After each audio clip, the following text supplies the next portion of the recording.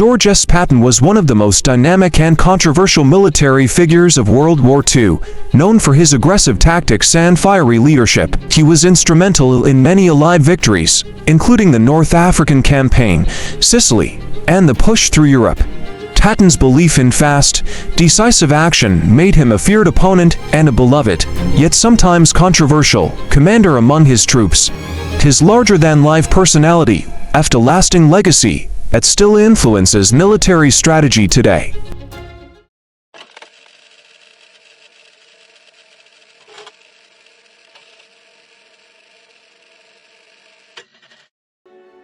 George S. Patton was born on November 11, 1885, in San Gabriel, California. From a young age, he displayed a passion for military history, heavily influenced by stories of his ancestors who fought in the Civil War. This love for the military led him to attend the Virginia Military Institute and later the United States Military Academy at West Point, where he graduated in 1909. Patton's early career saw him participate in the 1912 Summer Olympics, competing in the modern pentathlon. Although he didn't win, his performance showed his competitive spirit. He later went on to serve as an aide to General John J. Pershing during the Mexican expedition, where he first made his name an effective cavalry leader. Patton's early exposure to combat and leadership in Mexico solidified his reputation as a capable officer. When the U.S. entered World War I, Patton was assigned to the newly formed Tank Corps. His experience with tanks during the war marked the beginning of his lifelong interest in armored warfare. During World War I, Patton led U.S. tanks in several key engagements, including the St. Mihiel and Meuse-Argonne offensives. His leadership in these battles earned him respect and recognition. Although wounded in action, Patton's bravery under fire laid the groundwork for his future success. After the war, Patton remained dedicated to the development of armored warfare, attending various military schools and advocating for the increased use of tanks in combat. He foresaw that tanks would play a vital role in future conflicts and became one of the most vocal proponents of mechanized warfare. Patton's outspoken personality and belief in aggressive tactics often set him apart from his peers. He believed in the importance of speed and shock in warfare, and this would later become a hallmark of his leadership in World War II. However, it was not until the next global conflict that Patton's military theories would be fully realized. When World War II broke out, Patton was given command of the U.S. Army's armored forces, playing a key role in developing the U.S. strategy for tank warfare. His first major assignment during the war came during the North African Campaign, where he took command of the U.S. Second Corps after the defeat at the Battle of Kasserine Pass. Patton's leadership in North Africa was instrumental in turning the tide for the Allies. His strict discipline, aggressive tactics, and attention to detail helped reform the Second Corps, leading to victories at El Gheta and later in Tunisia. This success earned him the command of the 7th Army, which he would lead in the invasion of Sicily. In Operation Husky, the invasion of Sicily in 1943, Patton demonstrated his belief in rapid, aggressive offensives. His forces raced across the island, outpacing their British counterparts and capturing the key city of Palermo. Patton's boldness, however, sometimes led to controversy, such as when he famously slapped soldiers suffering from combat stress, an incident that temporarily damaged his reputation. Despite this setback, Patton remained a key figure in the Allied war effort. After Sicily, he was given command of the Third Army, which he led during the invasion of Normandy in 1944. Patton's Third Army became one of the most formidable fighting forces in Europe, known for its rapid advances and ability to cover vast distances quickly. During the Battle of the Bulge in late 1944, Patton's leadership was once again crucial. His ability to swiftly redirect his army to relieve the besieged town of Bastogne helped turn the tide of the battle in favor of the Allies. Patton's focus on mobility and offensive action proved decisive in this crucial engagement. Patton's Third Army continued to advance through Europe, liberating key areas in France and later crossing into Germany. His bold tactics and relentless pursuit of the enemy made him a feared and respected commander, both by his own troops and by the Germans. By the end of the war, Patton had firmly established himself as one of the most successful Allied generals. So far, we explored Patton's early life, his development as a leader, and his critical role during World War II, from his early beginnings in California to his rise in the U.S. Army. Patton's aggressive leadership came to the forefront during the North African and Sicily campaigns. His ability to inspire and discipline his troops led to key Allied victories. Despite occasional controversies, his tactical brilliance made him one of the most effective generals of the war. After the defeat of Nazi Germany in 1945, Patton was appointed military governor of Bavaria. His time in this role, however, was marked by controversy. Patton's outspoken criticism of the Allied denazification policies and his perceived leniency toward former Nazis led to tensions with the US government. Patton's controversial remarks regarding the Soviet Union also raised concerns. He was highly critical of the Soviet occupation of Eastern Europe and believed that the US should continue its military campaign to push the Soviets out of Europe. This stance, though reflective of his aggressive nature, was out of step with the diplomatic efforts at the time. In late 1945, Patton was relieved of his command, effectively ending his military career. Despite this, his reputation as a brilliant battlefield commander remained intact. His contributions to the development of armored warfare and his leadership of World War II cemented his place as one of the most influential military figures in American history. Tragically, Patton's life was cut short in December 1945 when he was injured in a car accident in Germany. He passed away shortly afterward, leaving behind a legacy as a controversial but undeniably effective military leader. His death marked the end of an era for the US Army, which had come to rely on his aggressive style of warfare. Patton's leadership style, characterized by his belief in bold, decisive action, and his emphasis on speed and mobility, continues to influence military thinking today. His ability to inspire and motivate his troops, despite his sometimes abrasive personality, was a key factor in his success on the battlefield. Over the years, Patton's life and career have been the subject of numerous books, films, and documentaries, including the 1970 biographical film Patton, which helped solidify his image as a larger-than-life military figure. His speeches, leadership philosophy, and tactical innovations remain studied in military academies around the world.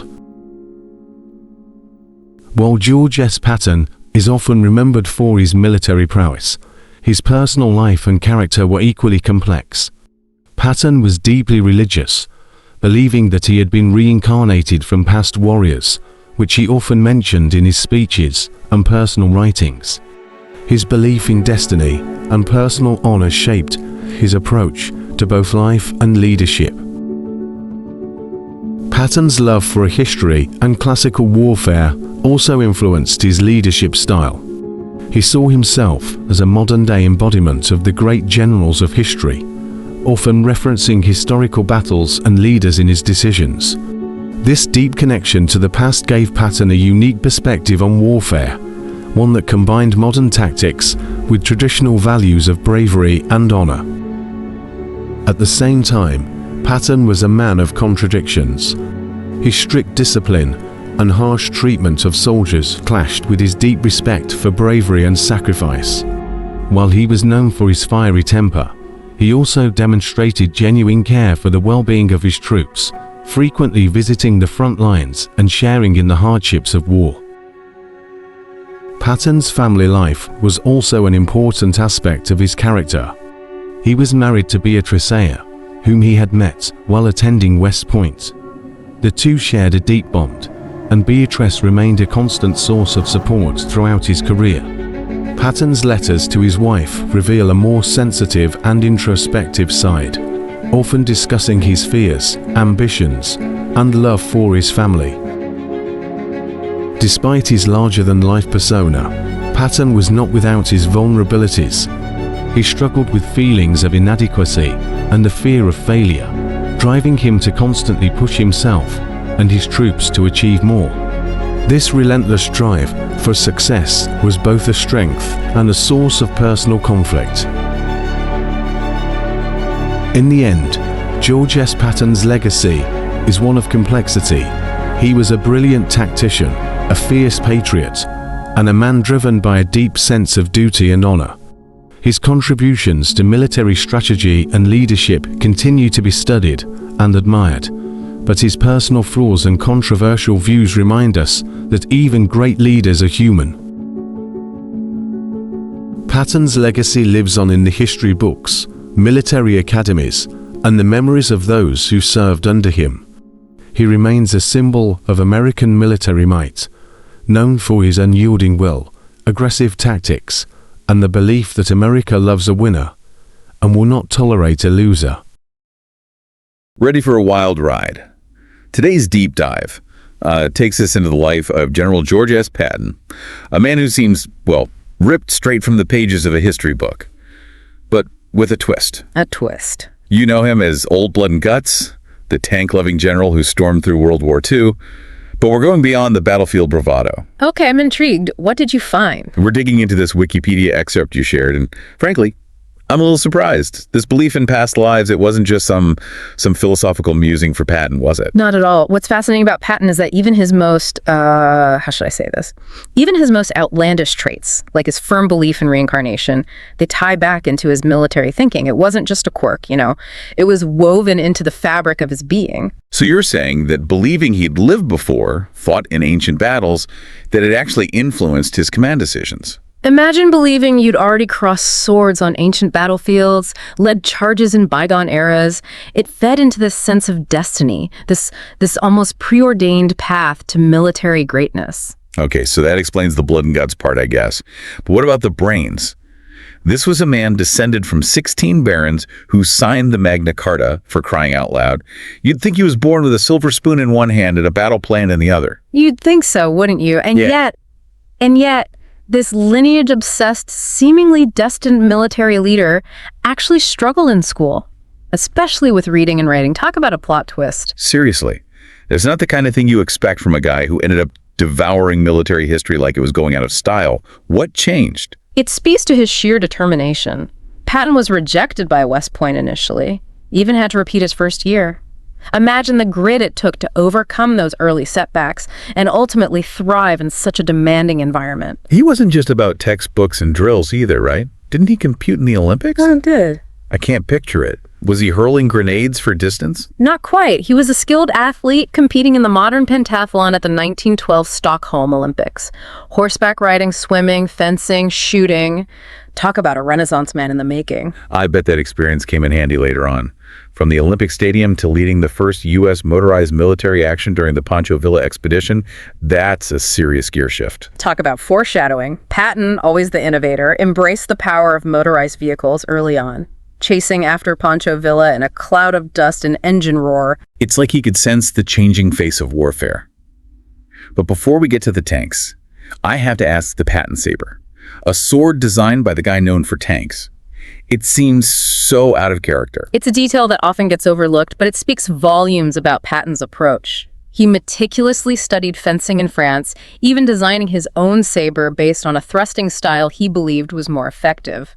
Always looking for an edge, always innovating, even in the most unexpected ways. So from mastering the art of swordsmanship to pioneering armored warfare, Patton's path to World War II was anything but straightforward. And those early experiences, the triumphs, the setbacks, the unconventional interests, they all coalesced to shape the general who would leave an indelible mark on the battlefields of World War II. Speaking of World War II, it's almost impossible to talk about Patton without picturing, well, Those Sherman tanks blazing a trail across Europe. An image that certainly captures his audacity. But his command style, that take no prisoners approach it, wasn't just about brute force, was it? Not at all. Patton's success in World War II, it was as much about strategy and psychology as it was about firepower. So more than just blood and guts, there were actual brains behind the bravado. Absolutely. Take the North African campaign, for instance. Yeah. He takes command of the beleaguered II Corps after a major defeat. Morale in the dumps. What does he do?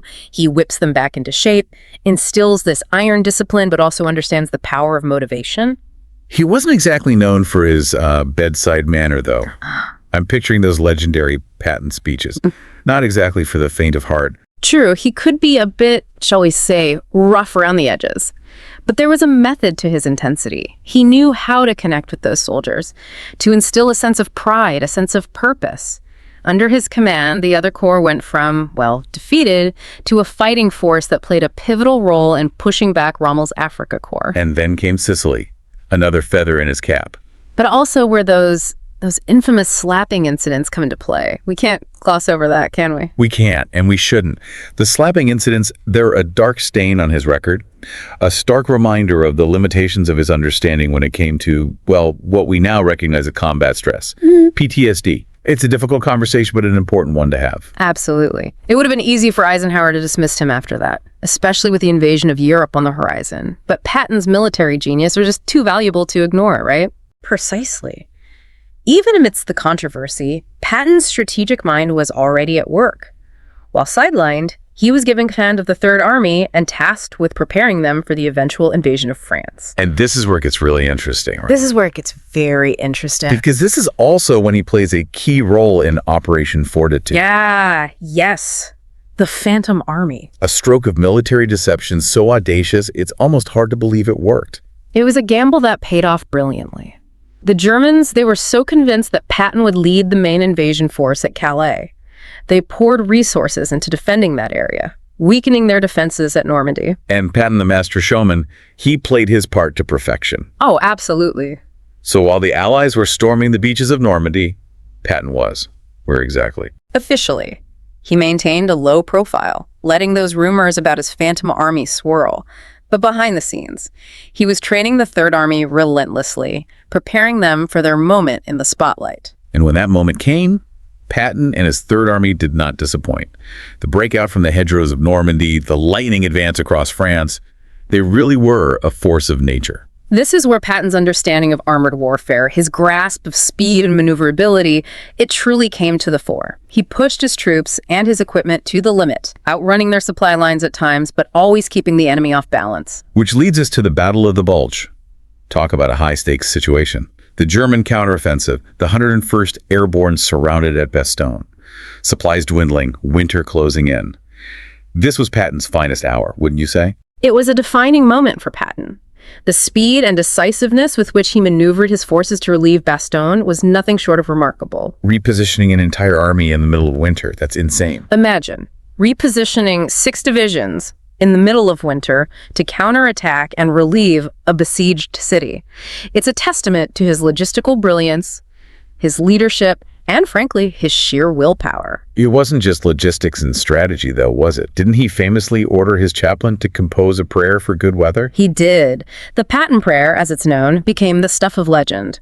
Whether you attribute the subsequent break in the weather to divine intervention or just plain luck, there's no denying the impact it had on the battle. Patton's air power was unleashed, the Third Army broke through, and Bastogne was relieved. It's a shame that such a brilliant military mind was, well, overshadowed by his own personal views, his actions in the aftermath of the war. It's a side of Patton that's hard to reconcile with the hero of the Bulge, isn't it? It's a reminder that even the most celebrated figures are complex individuals, capable of both great feats and grave missteps. But before we delve into that final chapter, let's take a quick break. We're back, and, well, it's a bit of a shift in tone as we navigate this final chapter of Patton's life. It is, isn't it? It's a chapter where his battlefield brilliance kind of takes a backseat to his personal views, his political missteps. It's a period marked by a sense of disillusionment for Patton, wouldn't you say? I think so. Here's a man who thrived on action, the camaraderie of the battlefield. Suddenly, he finds himself as the military governor of Bavaria, tasked with overseeing denazification.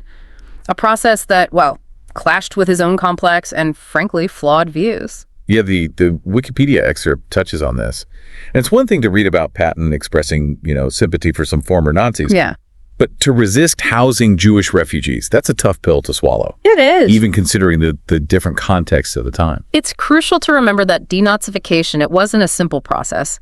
Imagine trying to root out a deeply embedded ideology from an entire society, separating the truly committed from those who went along out of necessity or fear. Patton, in his own way, seemed to grapple with this, but his methods, his often insensitive remarks, they revealed a certain blindness to the true horrors of the Nazi regime. His comments about what he called the Jewish problem, they weren't exactly nuanced, were they? No, not at all. This from the man who helped liberate Europe from Nazi tyranny. It's a real head-scratcher. It's a stark reminder that even those who fight against oppression can still harbor prejudices, biases. Patton's downfall, it wasn't on the battlefield, it was in the arena of ideas, words. He seemed incapable of grasping the complexities of the post-war world, a world that demanded a different kind of leadership, one that prioritized diplomacy, reconciliation. And that ultimately led to Eisenhower relieving him of command. Yeah. Not for battlefield mistakes, but for his words, his political blunders. The sad end. A sad end for a military giant. Reassigned to the 15th Army, a largely administrative role. This is a man who craved the adrenaline of the front lines, the challenge of leading men into battle. To be relegated to a desk job, compiling reports, it must have been torture for him. It must have been. And then, well, in a tragic twist of irony, the car accident? A man who had stared down panzer divisions, who had navigated the chaos of some of history's most brutal battles, fatally injured in a low-speed collision. It's hard to fathom. Life can be stranger than fiction sometimes, can it? It makes you wonder, doesn't it, how differently might history have judged Patton if the car accident had never happened? It does. Would he have faded into obscurity?